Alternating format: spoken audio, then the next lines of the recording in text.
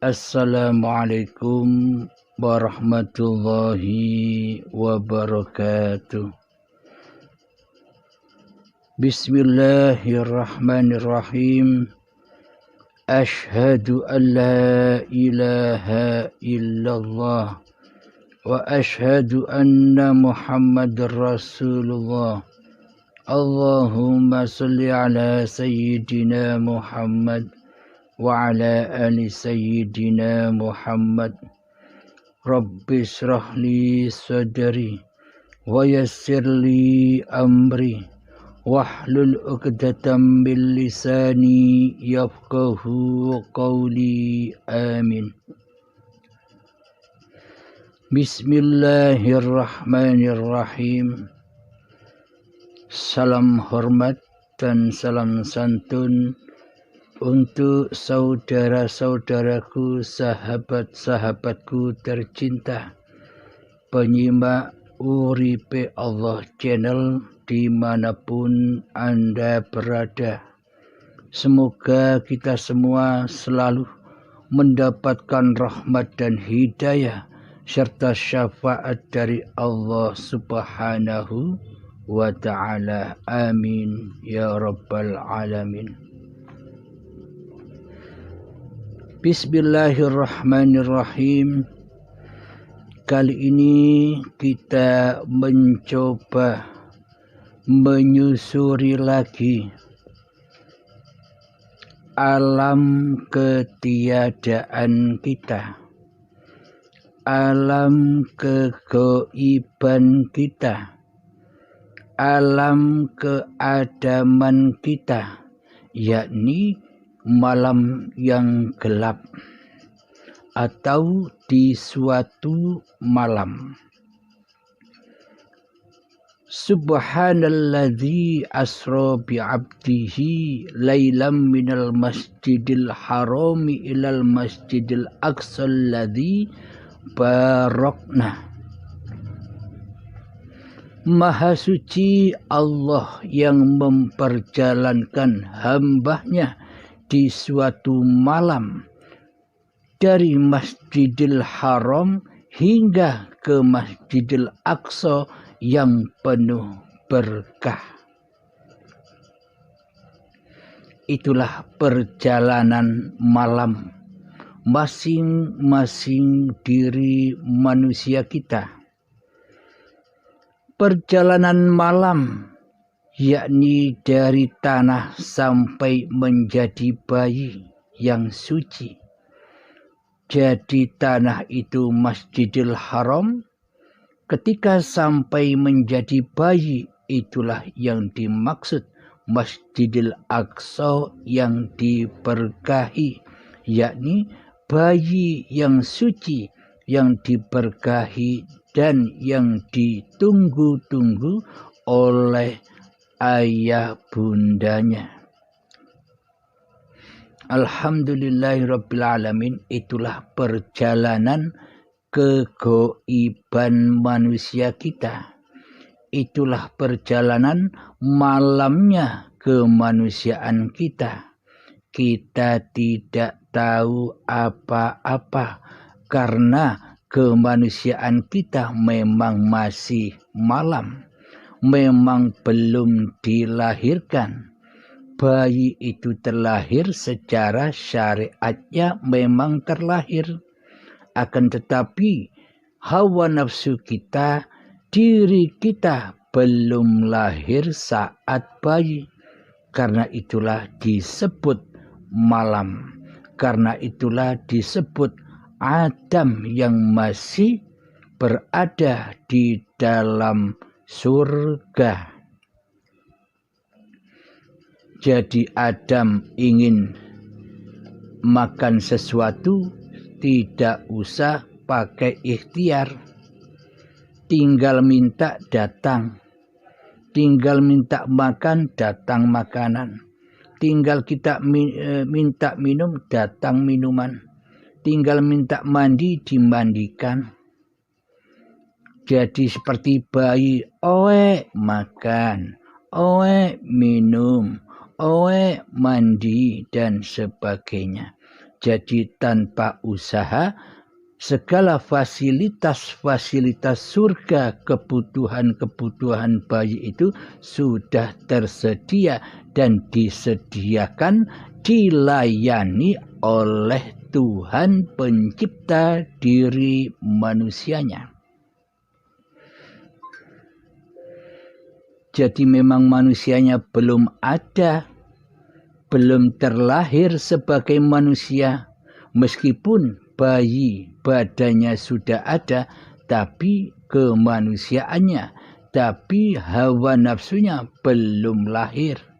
Lahirnya nanti setelah 5-7 tahun, ketika masa-masa detik-detik akil baligh tiba, yakni si Adam atau bayi ini mulai melanggar perintahnya Allah. Jadi setiap bayi itu kullu nafsin dha'iqatul maut. Jadi setiap bayi itu pasti sama perjalanannya. Sama-sama makan buah khuldi, buah pengakuan diri, pengakuan bahwa hidup ini hidupku hamba, pengakuan bahwa badan ini badanku hamba. Sejak dimulai datangnya detik-detik akil baligh tiba. Itulah makna buah khuldi sejatinya. Buah pengakuan diri manusianya. Jadi yang kita kupas saat ini sebelum detik-detik akil baligh, ketika manusianya masih malam, masih diperjalankan, masih dituhani oleh Allah, karena manusianya belum menjadi Tuhan. Selama ini kan kita sebagai Tuhan, manusianya yang jadi Tuhan, sementara Allah kita tiadakan, kita tidak wujudkan kehidupannya, kekuasaannya tidak ada bagi kita selama ini. Yang ada hanyalah kehidupan dan kekuasaan diri manusia kita selama ini. Karena kita sudah jadi Tuhan, sudah jadi Allahnya, tapi tidak sadar. Jadi kali ini kami akan mengkaji sebelum manusia memakan buah khuldi. Di dalam surat Al-Imran ayat ke-5. A'udzu billahi minasyaitonir rajim. Bismillahirrahmanirrahim.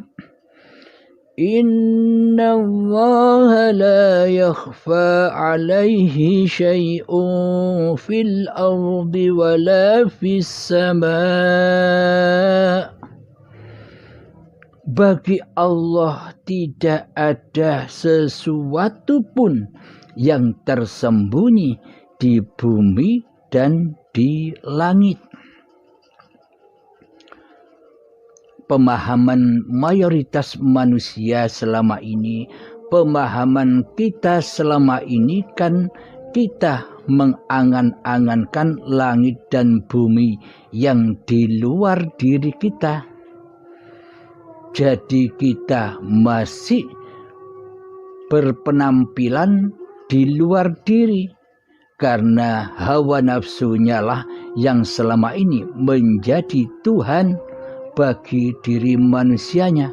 Allahnya gaib, Allahnya tiada di hatinya. Akhirnya semua diangan-angankan, dibayang-bayangkan sesuai makom manusianya.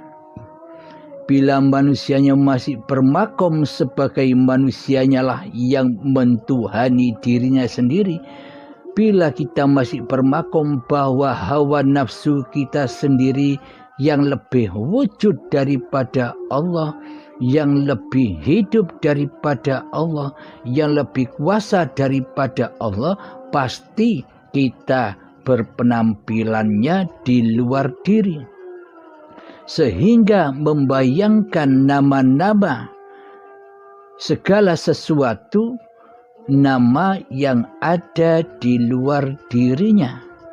Karena kenapa kita selama ini kok berpenampilan berposisi di luar diri kita?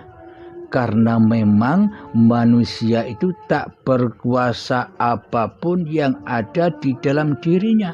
Karena manusia tak punya kekuatan apapun masuk ke dalam wilayah ketuhanan. Jadi manusianya hanya tampil di luar diri saja. Maka sesebutan apapun itu diangan-angankan kepada apa yang diangankan manusianya, yakni syariat, yakni dunia. Jadi yang dimaksud langit dan bumi ini ya langit yang di atas sana dan bumi yang kita injak selama ini. Jadi pengertiannya ya serba dohir, karena yang disembah di hatinya ya dohiriahnya.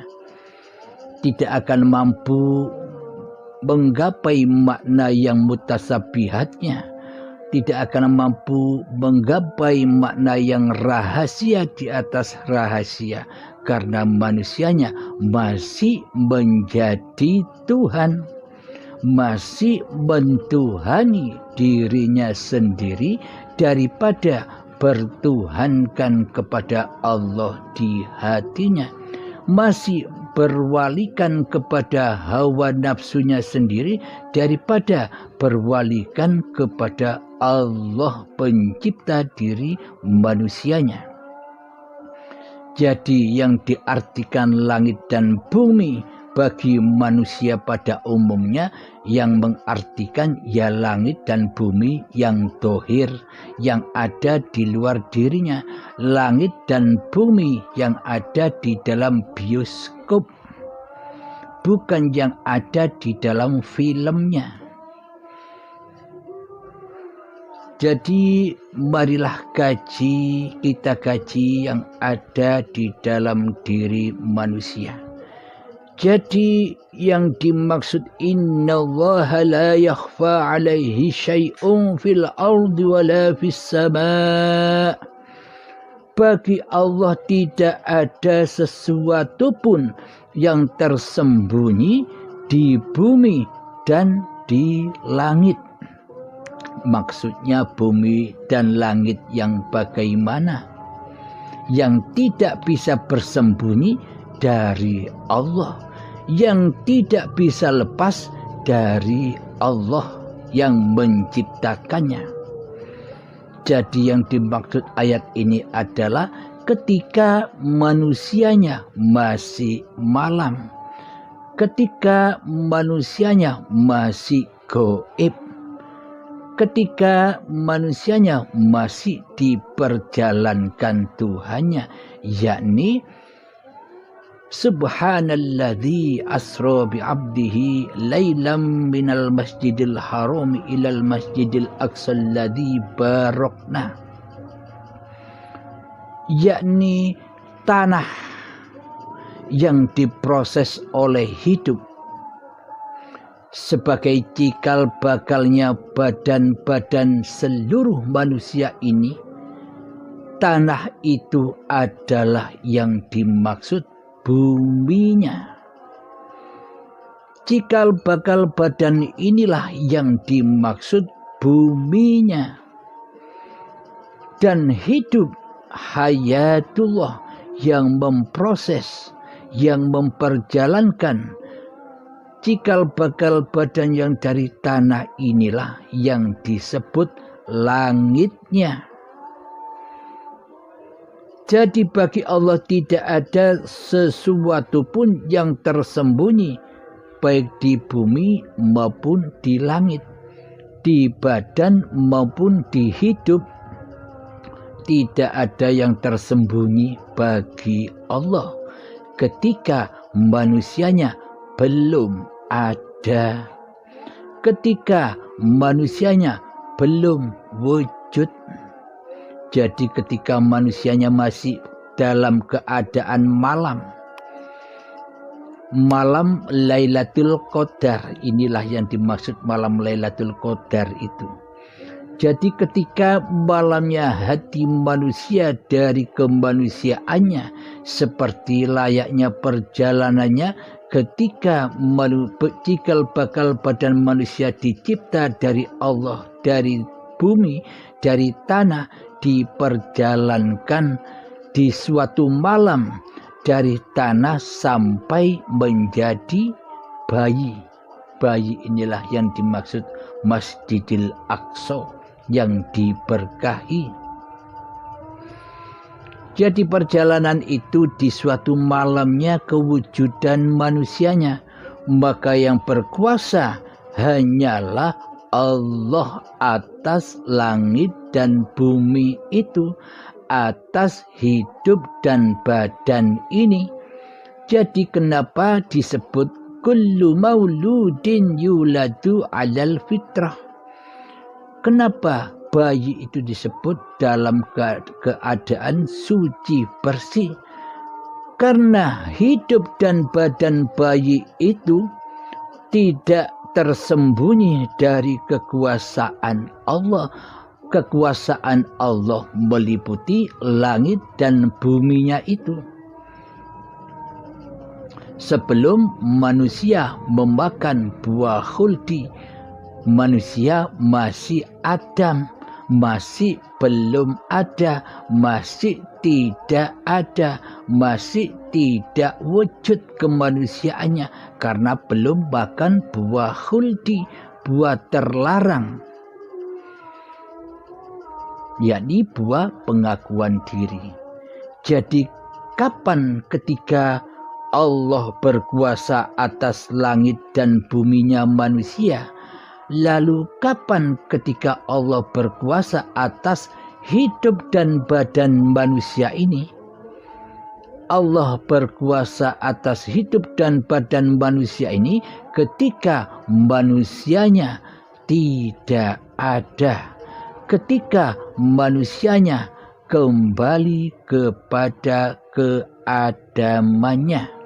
Ketika manusia kembali kepada kegoibannya, ketika manusia kembali kepada kemalamannya. Jadi tidak adanya kemanusiaannya, maka berkuasalah Allah atas langit dan buminya manusia. Jadi berkuasanyalah Allah atas hidup dan badan manusianya ketika manusianya masih belum wujud, belum didatangkan. Jadi kembalinya manusia esok juga sama demikian, kembali menjadi suci.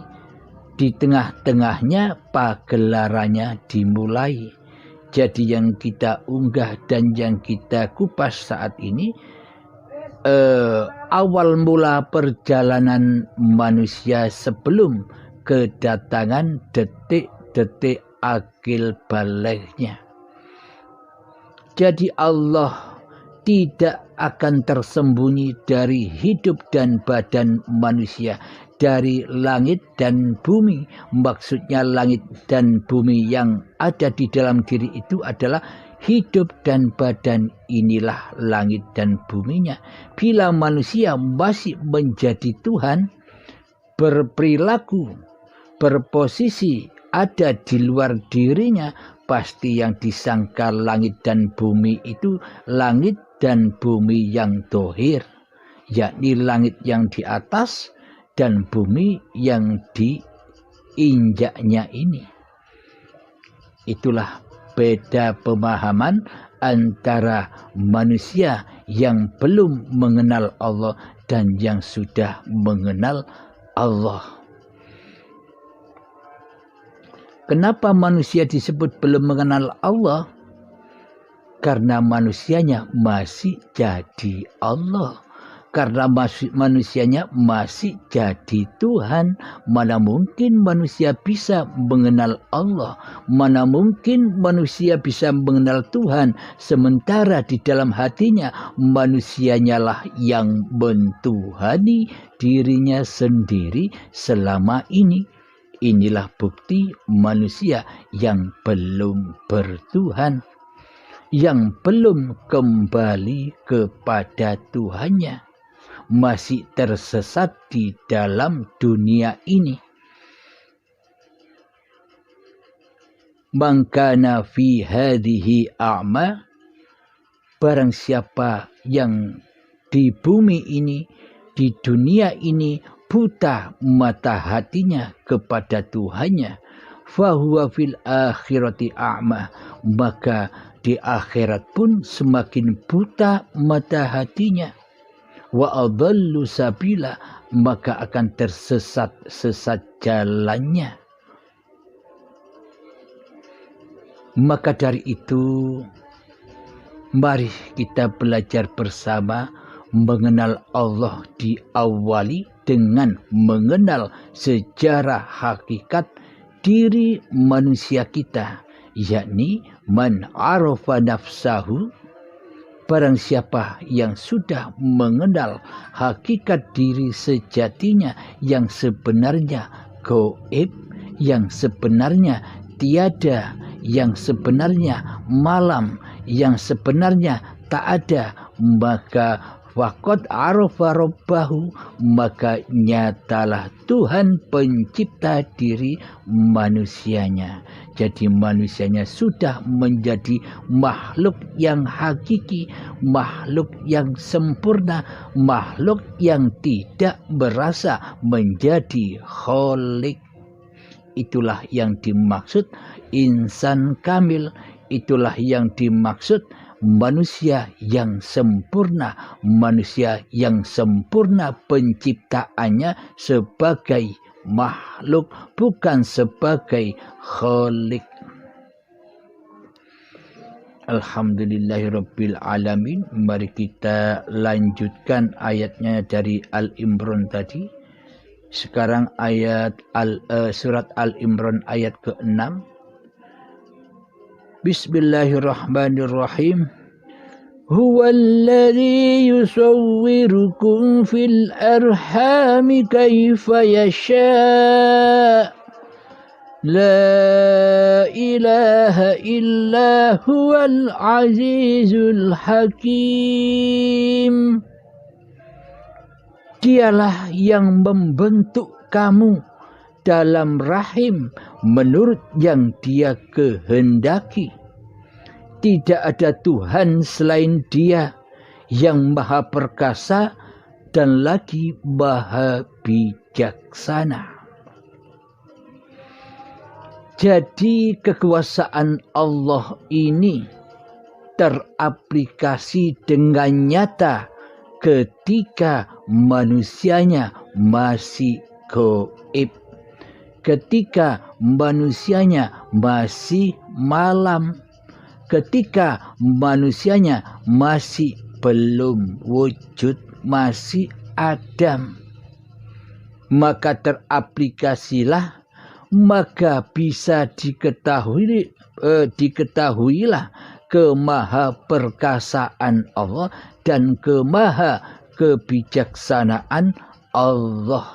Bila manusianya tidak ada, tapi bila manusianya merasa ada, tapi bila manusianya merasa wujud, tapi bila manusianya merasa yang hidup, tapi bila manusianya yang merasa berkuasa, tapi biasanya manusia yang masih mengakui badan ini sebagai badan manusianya, maka hatinya buta akan ayat-ayatnya Allah, buta akan hayatullah, buta akan kasih sayangnya Allah, buta akan bimbingan-bimbingan Allah, buta akan kecukupan-kecukupan Allah, buta akan pemeliharaan Allah,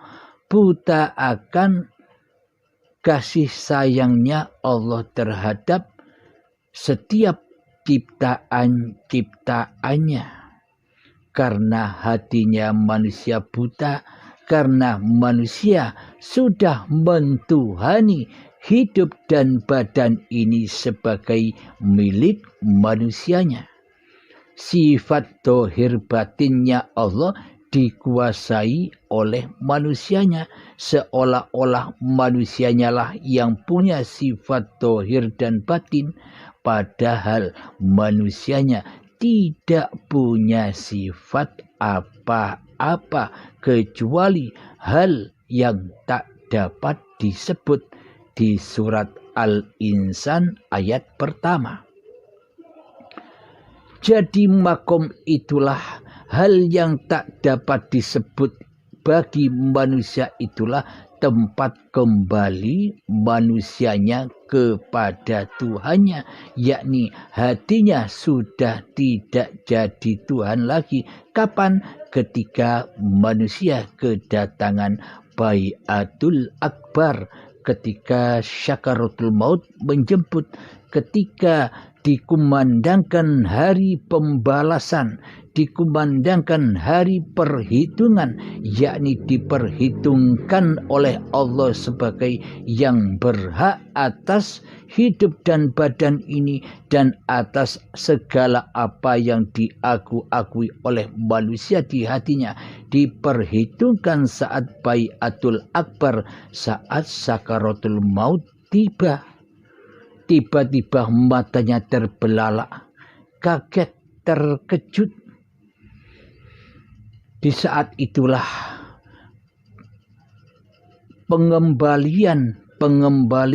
penyerahan secara paksa dan siksa yang amat pedih di dalam azabnya syakaratul maut. Dulu manusianya ngaku-ngaku sebagai Tuhan yang mentuhani hidup dan badannya, diambil paksa, diperhitungkan kembali oleh Allah hak-hak Allah yang selama ini diakui sebagai hak manusianya, sedangkan Allah selama ini dianggap oleh manusia sebagai makhluk.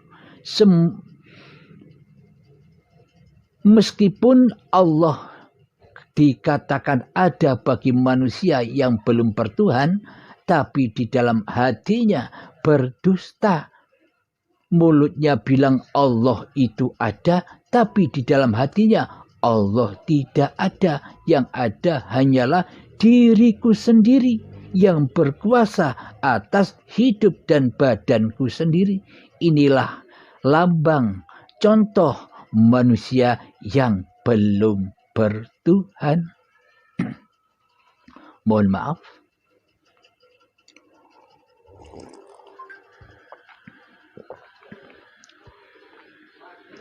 Memang selama ini kita tidak menyadari itu. Hanya sangat amat langkahlah orang-orang yang disadarkan oleh Allah dengan kehendaknya.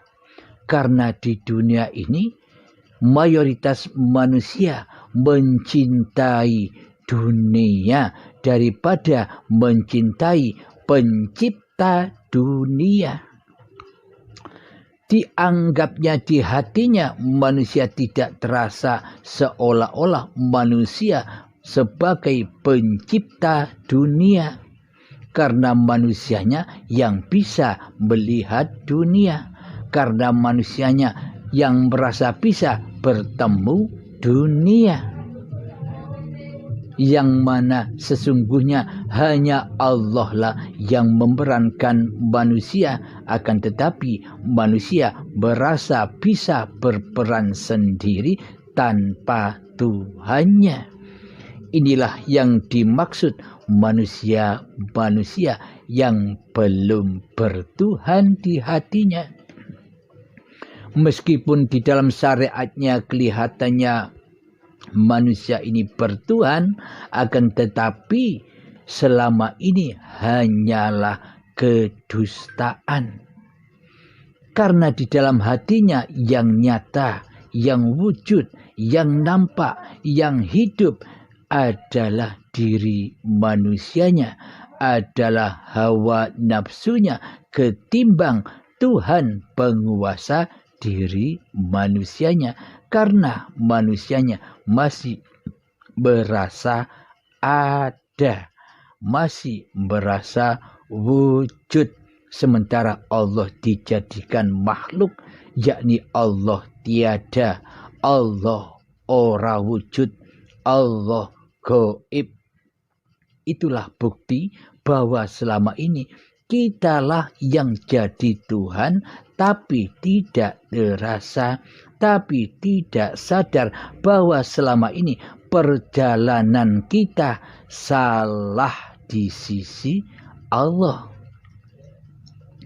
Memang yang bisa menerima kepahaman yang seperti ini hanyalah sangat amat sedikit sekali bagi orang-orang yang dikehendaki oleh Allah, yakni sudah kehendak Allah, bukan kehendak manusianya. Bagi manusia yang masih merasa faham, bagi manusianya yang masih merasa mengerti akan babakan teori pemaparan ilmu hakikat makrifat ini, ya masih jauh. Karena manusianya lah yang masih berasa faham, hingga manusianya berasa membanggakan dirinya. Aku sudah faham, sehingga kefahamannya akan menyesatkan hatinya, sehingga hawa nafsunya menyesatkan kefahamannya karena tidak digurukan, karena menganggap sudah cukup belajar dari buku ataupun dari YouTube tanpa ada gurunya yang memaparkan. Maka dari itu, alhamdulillah bagi kita yang dikehendaki Allah memahami kesalahan-kesalahan diri manusia kita, memahami kezaliman diri manusia kita, marilah bertaubat kepada Allah. Jadi bertaubat kepada Allah itu lewat apa? Lewat jalan apa? Apakah harus dengan banyak berzikir? Apakah harus banyak beristighfar 1.000.000 kali sehari? Bila yang membaca istighfar 1.000.000 kali sehari masih diri manusianya, ya percuma saja. Jadi yang dimaksud kembali kepada Allah, bertaubat kepada Allah lewat pintu awal manusia datangnya dari mana? Dari ketiadaan, dari kegaiban, dari kemalaman. Disitulah tempat manusia roji'un. Disitulah tempatnya manusia yang insan kamil, manusia yang sempurna, menjadi pencipta, menjadi makhluk atau yang dicipta, daripada menjadi kholik, sang pencipta. Selama ini kan kita menjadi kholik, selama ini kan kita menjadi pencipta. Kita tidak sadar, seolah-olah kita bisa menciptakan apa yang kita mau, menciptakan mau pergi kemana, menciptakan ingin makan apa, menciptakan apa-apa yang kita senangi. Semuanya serba penciptaan manusianya, penciptaan hawa nafsunya. Sementara Allah pencipta diri manusia kita gaibkan, kita tiadakan, kita malamkan di hati kita. Maka dari itu pintu kembalinya ya kembali ke asal usulnya. Maka dari itu sangat amat pentinglah kita mengetahui asal-usul diri manusia kita. Yakni man arafa nafsahu, barang siapa yang tahu, yang mengenal hakikat diri manusianya, dari mana ia berasal, maka faqad arafa rabbahu, maka nyatalah Tuhan sebagai pencipta diri manusianya. Jadi mengenal Allah itu tidak langsung belajar mengenal Allah dengan sifat-sifatnya. Kita harus mengenal diri dulu dengan sifat-sifatnya selama ini. Diri kita selama ini kan sifat-sifatnya seperti Tuhan. Sifat-sifatnya sama dengan Tuhan. Wujud, hidup, kuasa, berkehendak, berilmu, melihat, mendengar, berkata. Nah, kan sama. Manusia selama ini seolah-olah mempunyai sifat yang sama dengan sifat Tuhannya. Karena manusia tidak sadar telah mensekutukan Tuhannya di hatinya selama ini karena ketidaktahuannya. Maka bagi kita semua, bagi Anda yang sudah menyadari itu, bersyukurlah kepada Allah dan niatkan dalam hati untuk bertaubat kepada Allah Subhanahu wa ta'ala. Jadi berhijrah dari alam kegelapan menuju ke alam terang benderang. Alam kegelapan kemanusiaannya menuju ke alam terang benderang hayatullah.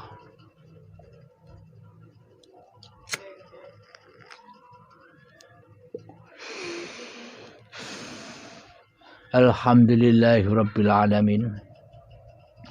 Jadi asal usul manusia itu tidak ada, diperjalankan Allah, diproses Allah dalam suatu malam, yakni di alam kegoiban.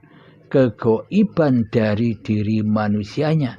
Manusianya tidak mengerti sama sekali asal usulnya selama ini jika tidak diberitahukan oleh Allah sebagai penciptanya. Jadi hanya Allah lah, jadi hanya Sang Penciptanya lah yang tahu asal usul yang diciptanya. Karena selama ini kita menjadi Tuhan, kita tidak tahu menahu, kita tidak urus asal usul kita. Karena selama ini kita jadi Tuhan, maka bagi manusia yang disadarkan oleh Allah, yang dikehendaki oleh hidayah dan syafaat dari Allah, maka akan kembali dengan rela dan ridho kembali ke asal usulnya, yakni ketiadaan diri manusianya, yakni ketidakwujudan diri manusianya, yakni ketidakhidupan diri manusianya, yakni ketidakkekuasaan diri manusianya di hatinya, kecuali Allah sebagai pencipta diri manusianya. Inilah manusia yang husnul khotimah, bagus pungkasannya. Husnul khotimah itu sama halnya kita mengenal Allah. Bila di dunia ini kita tidak mengenal Allah, maka butalah mata hati kita. Bila kita di dunia ini tidak husnul khotimah, maka di akhirat semakin su'ul khotimah, semakin tersesat-sesat jalannya. Jadi takkan pernah bisa menyembah kepada Tuhannya sebagai pencipta diri manusianya. jadi untuk kembali kepada Allah, jadi untuk meraih husnul khotimah, jadi untuk mengenal Allah itu ya sekarang, bukan nanti. Jika sekarang saja di dunia ini kita belum husnul khotimah, jika saja di dunia ini kita belum mengenal Allah, apalagi nanti akan bertemu dengan Baiatul Akbar di dalam hari pembalasan dan hari perhitungan, yang dimana saat itu dipaksa kembali, dipaksa melepaskan pakaian-pakaiannya dengan paksa dan siksa serta azab yang sangat pedihnya. Digambarkan oleh Imam Al-Ghazali, sakitnya seperti kambing disayat secara hidup-hidup, dipisahkan antara kulit dan dagingnya, dan rasa sakitnya 1000 kalinya ketika manusia dipaksa pulang rojiun kepada Tuhannya. Jadi pada intinya di saat sakaratul maut itu hakikatnya pensucian demi pensucian, karena di alam dunia selama ini manusianya kecemplung di dalam kekotoran, kecemplung di dalam kenajisan. Jadi kecemplung di dalam racunnya jahanam. Jadi untuk rojiun kepada Allah, untuk kembali kepada Allah, Allah tidak akan rela bila menerima hal yang kotor, hal yang najis, hal yang racun. Jadi oleh Allah dikembalikan manusia dengan paksa dan siksa, yakni cuci dulu dengan siksa sebelum disucikan. Jadi disucikan manusia dengan paksa dan siksa saat sakaratul maut tiba. Bila saat ini manusianya tidak mencari pensucian itu sendiri, tidak cuci-cuci dengan rela dan ridho saat hidup di dunia, maka cuci-cucinya dengan paksa dan siksa nanti.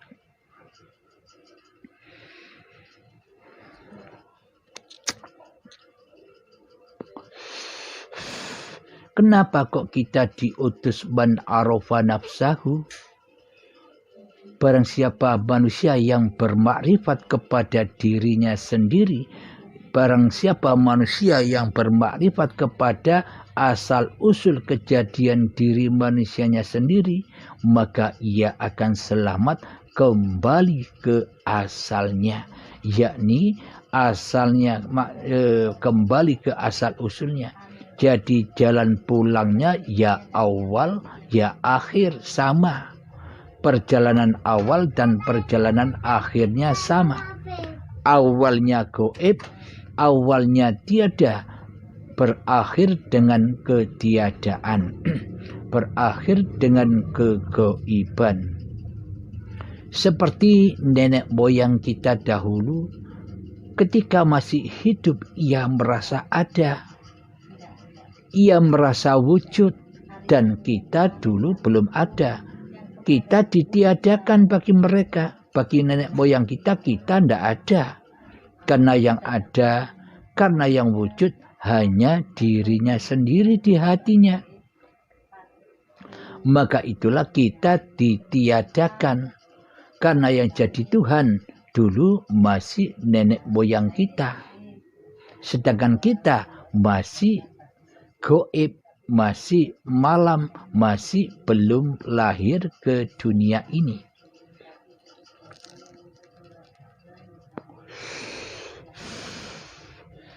Setelah itu nenek moyang kita dipaksa kembali pulang kepada Allah, kembali ke alam ketiadaan dan kegaiban.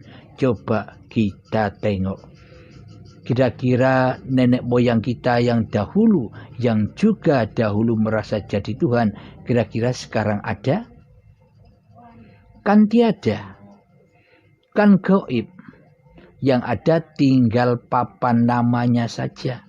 Untuk kenang-kenangan, untuk sejarah. Sama halnya dengan kita. Kita saat ini pun begitu. Kita saat ini merasa ada, merasa wujud, merasa hidup, merasa nyata. Tapi orang-orang yang akan datang, anak cucu kita, cicit kita, di dalam hati kita masih gaib, masih tiada mereka bagi kita. Sekarang ini hanya kitalah yang ada. Sekarang ini hanya kitalah yang wujud selama ini. Mereka tidak ada. Akan tetapi sebentar lagi kita pun sama kondisinya, sama posisinya seperti nenek moyang kita. Kita juga kembali ke asalnya, ke alam kegaiban, ke alam ketiadaan sebentar lagi, baik dengan rela dan ridho atau dengan siksa dan paksa. Jadi yang membedakan hanya itu, mengembalikan rojiun kepada Allah dengan rela dan ridho, yakni husnul khotimahnya sekarang, atau nanti kembali kepada Allah dengan siksa dan paksa. Ya, itu yang membuat perbedaan. Jadi manusianya sebelum mati suci dulu, tapi bagi manusia yang belum mengenal Tuhan sampai ajal menjemput, pensuciannya dengan paksa dan siksa. Setelah kita tiada, setelah kita gaib, maka nyatalah anak cucu cicit kita. Mereka merasa ada gantian, kita yang tidak ada. Bagi mereka nanti kita ora wujud, tidak ada, gaib, hanya tinggal papan nama saja, tinggal kenangan-kenangan saja, tinggal sejarah-sejarahnya saja. Lalu siapa yang membuat sejarah? Apa diri manusianya? Apakah nama-nama manusianya? Syariatnya demikian. Tapi yang membuat sejarah adalah hayatullah. Bagi orang-orang yang sudah kembali kepada Tuhannya akan tahu sejarah pagelaran yang ada di dunia ini.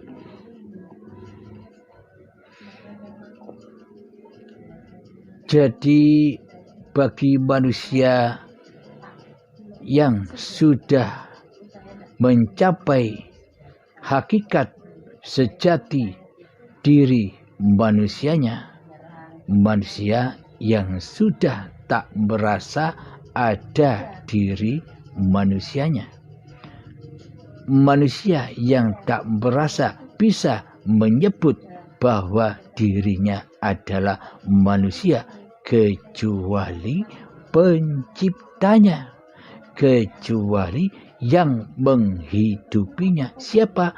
Allah.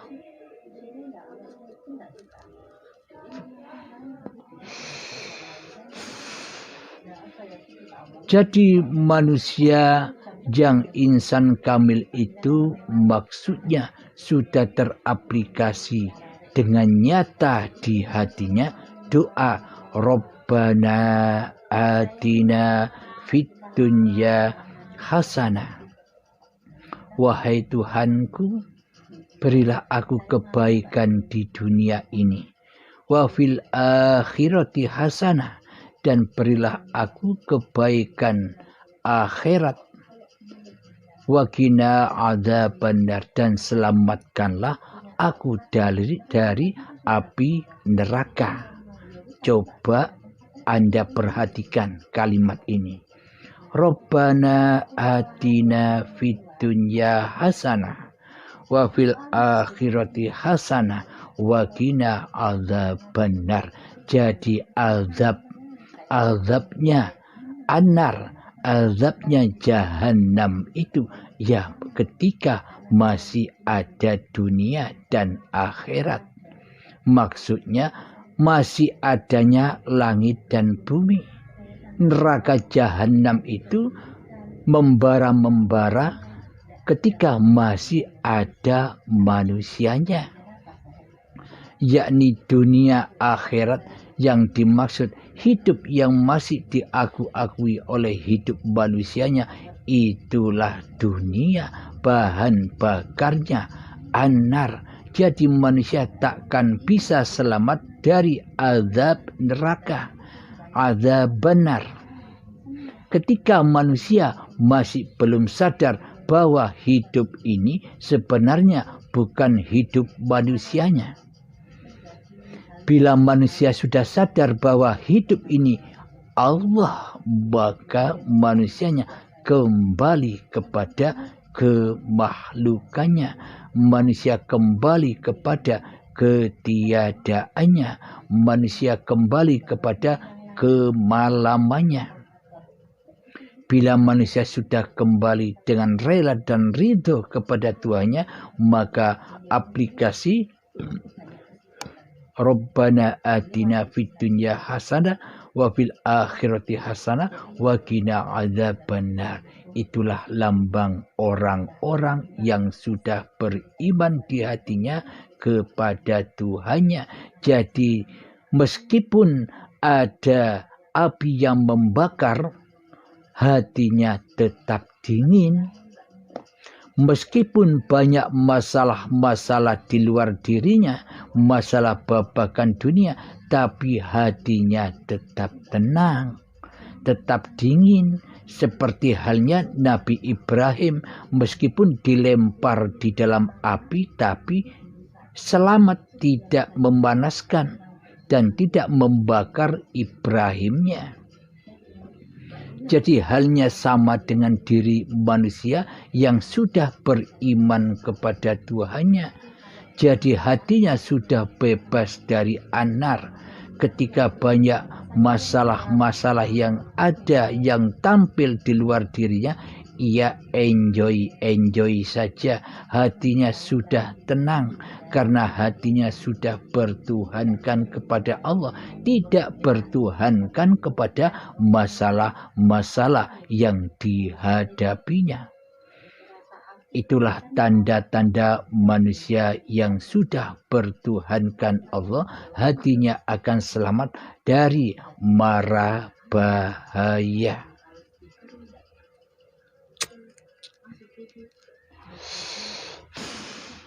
Alhamdulillahirrabbilalamin. Semoga saya khususnya dan semoga kita semua dipahamkan oleh Allah lewat paparan-paparan ini. Jadi selamatnya manusia, jadi roji'unnya manusia kemana? Apakah ke tanah kuburan itu? Bukan. Tanah kuburan itu kan babakan ragawi, babakan syariat. Badan yang dari tanah ya kembalinya ke tanah, ke kuburan. Tapi jiwa manusia ini kembali kepada hayatullah. Jadi hayat sudah tidak diakui sebagai hayatnya manusianya. Inilah tempat kembalinya. Tapi untuk melatih itu semua butuh waktu yang sangat amat lama. Jangankan untuk melatih itu, memahami ilmunya saja sangat berat, apalagi mengaplikasikannya. Hanya orang-orang yang dikehendaki Allah sajalah yang bisa. Ingat, bukan kehendak manusianya, bukan hawa nafsunya, akan tetapi kehendak Allah, ya Allah sendiri. Jika kita masih terbelenggu oleh hawa nafsu kita yang merasa faham, yang merasa pintar, maka kita akan terjebak dan akan disesatkan kepahaman kita oleh iblis dan setan. Sehingga hanya untuk debat-debatan, tidak untuk diaplikasikan di dalam kehidupannya.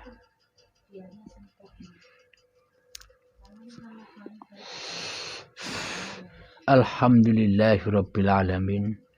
Begitu kasih sayangnya Allah mengabarkan pemaparan yang sedemikian ini kepada saya dan kita semua. Karena ini ilmunya Allah, maka kami paparkan kepada sahabat-sahabat semua lewat YouTube.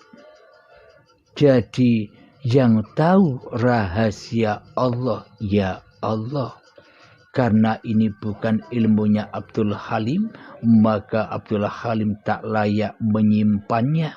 Karena ini ilmunya Allah untuk hamba-hamba yang dikehendakinya, maka terpaparlah pemaparan ini lewat YouTube. Karena Allah itu maha nyata dan Allah pula maha gaib. Jadi maksudnya Allah maha nyata dan Allah maha gaib itu bagi golongan yang mana? Allah maha gaib bagi golongan manusia yang masih mempertuhankan hawa nafsunya ketimbang mempertuhankan Allah sebagai Tuhan pencipta dirinya. Maka Allah maha gaib bagi dirinya. Karena yang jadi Tuhan bukan Allah di dalam hatinya. Selama ini kan yang jadi Tuhan di dalam hati kita bukan Allah. Akan tetapi diri kitalah yang menjadi Tuhannya selama ini. Tempat kembali seluruh amalan-amalan kita. Tempat kembali roji'unya ibadah-ibadah kita.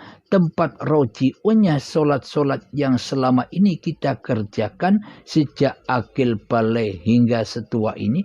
Roji'unya kan kepada hawa nafsu kita sendiri.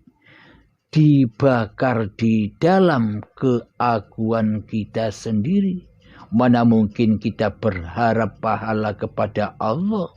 Sementara kita tidak menyembah Allah selama ini. Marilah kita sadari, wahai sahabat-sahabat.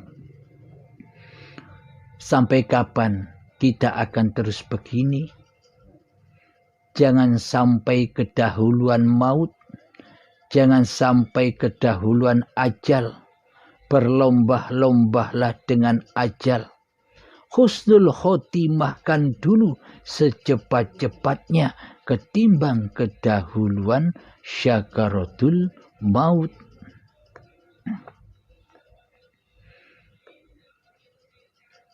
Tujuannya untuk apa manusia diperjalankan oleh Allah di suatu malam?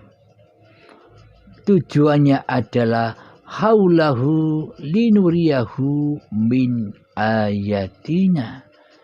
Supaya manusia bisa menyaksikan ayat-ayat kami, kata Allah. Bagaimana mungkin kita menyaksikan ayat-ayat Allah sementara kepada Allah saja kita tidak tahu? Jadi ayat-ayat yang kita pandang selama ini, jadi ayat-ayat yang kita dengarkan selama ini, itu ayat-ayatnya makhluk. Bukan ayat-ayatnya Allah. Karena di dalam hati kita masih hawa nafsu kita lah yang mentuhani selama ini. Akan tetapi Allah maha nyata. Itu bagi siapa? Bagi manusia yang sudah kembali ke asal usulnya, yakni kembali kepada malam, yakni kembali kepada kegoiban, yakni kembali kepada Adam. Disitulah yang menyaksikan ayat-ayatnya Allah, ya Allah, yang menyaksikan ciptaan-ciptaan Allah, ya Allah sendiri. Apalagi siapa yang menyaksikan manusia dan siapa yang bisa menyebutkan bahwa diri kita ini adalah manusia, ya Allah sendirilah yang menyebutkan bahwa diri kita ini adalah manusia. Karena Allah lah yang mencipta dan Allah lah yang menamai dengan sesebutan manusia. Alhamdulillahirabbil alamin. Semoga saya dan semoga kita semua selalu rojiunkan hati kita kepada Allah Subhanahu wa ta'ala lewat memalamkan, lewat mengheningkan, lewat mentiadakan, lewat menggoibkan kedirian manusia kita di hati kita, hingga faqad arafa rabbahu, maka nyatalah Tuhannya. Alhamdulillahirabbil alamin. Akhir kalam. Rabbana atina fid dunya hasanah wa fil akhirati hasanah wa qina adzabannar. Rabbana atina fid dunya hasanah wa fil akhirati hasanah wa qina adzabannar. Rabbana atina fid dunya hasanah wa fil akhirati hasanah wa qina adzabannar. Wa sallallahu ala sayyidina Muhammad wa ala alihi wa sahbihi wa sallam.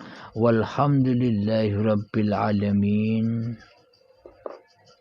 Assalamualaikum warahmatullahi wabarakatuh.